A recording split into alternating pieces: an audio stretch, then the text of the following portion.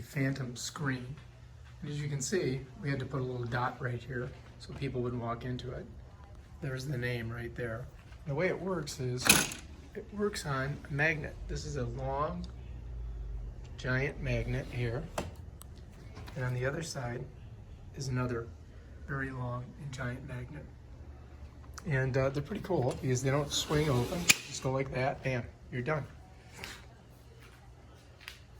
And we put those down at the bottom so the dog wouldn't walk into them. So if you want to have a screen door that doesn't open and impede things in your room, like that chair there, these work really well.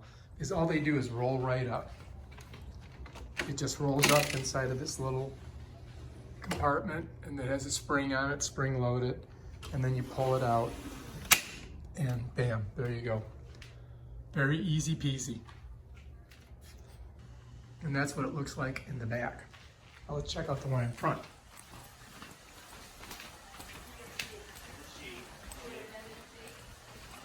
Here's the one in front. It works on magnets, right there.